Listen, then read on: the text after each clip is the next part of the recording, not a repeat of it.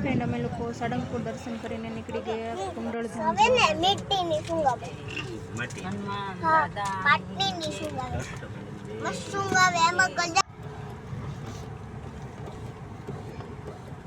ભારે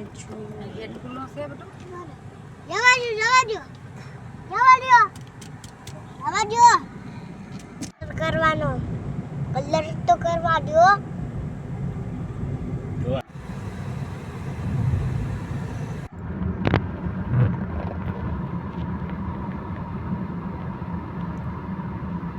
તો ફાઇનલી પહોંચી ગયા કુંડળધામ દર્શન કરવા માટે. છે ઘનશ્યામ મહારાજના ફોઈબાનું ગામ છે. ખુશ બળદગાડી જોઈને ખુશ થઈ ગયા. હોય જ બળદગાડી બેસી પણ ગયો. જો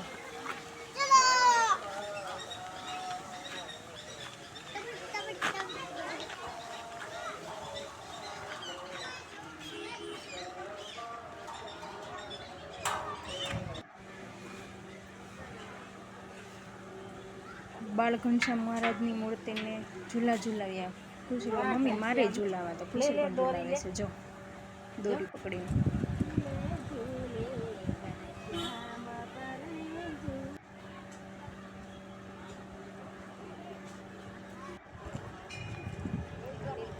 ત્યારબાદ જોયો નીલકંઠ વર્ણિનો નજારો.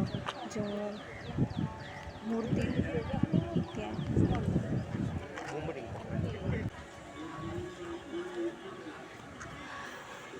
મંદિરની પ્રાંગણમાં જોયા એલિફન્ટના જે સ્ટેચ્યુ બનાવેલી હતી એની સાથે ખુશી રમવા ગયેલા.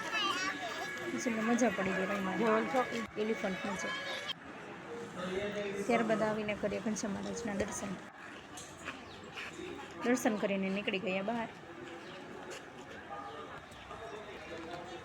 ત્યારબાદ અમે કર્યા કુંડલેશ્વર મહાદેવના દર્શન.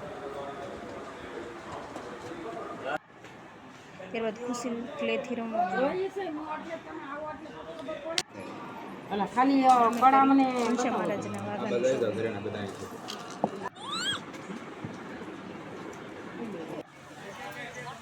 ત્યારબાદ ચાલો તમને ઘનશ્યામ નીલકંઠ વર્ણિના વન વિચરણનું પૂરું પ્રદર્શન બતાવું, જે ત્યાં ગોઠવેલું છે મૂર્તિ સ્વરૂપે.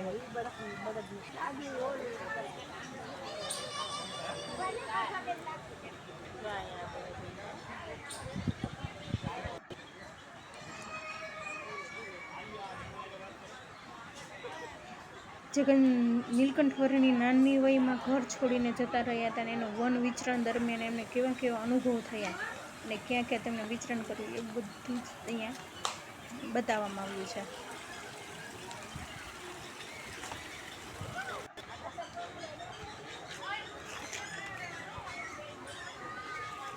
એ કેવી રીતે આહાર કરતા, તે કેવી રીતે બધા પ્રાણીઓ સાથે રહેતા, કેવી કુટીરો બનાવીને એમને કેવા કેવા સાધુ સંતો મળ્યા, એ યોગ કેવી રીતે કરતા, એ બધું જ આમાં મોટી સ્વરૂપે બતાવવામાં આવ્યું છે.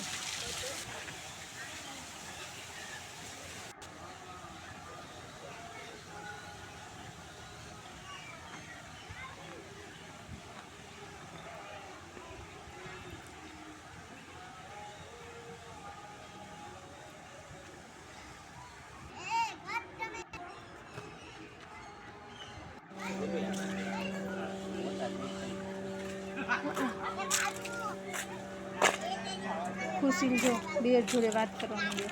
મજા પડી ગઈ એમને આ વન વિચરણનું પૂરું જોઈ. ત્યારબાદ એમને ભૂખ લાગી તો રસ્તામાંથી જામફળ ખરીદ્યા અને ખુશી ખાવા. ત્યારબાદ પહોંચી ગયા કુડોઝમાં પીઝા ખાવાના.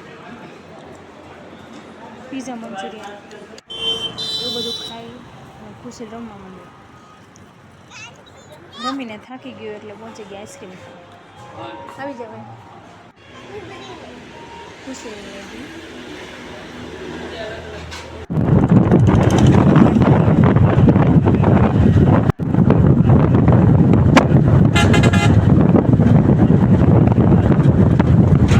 તો મળીએ નેક્સ્ટ વિડીયોમાં. હર હર મહાદેવ, જય માતાજી.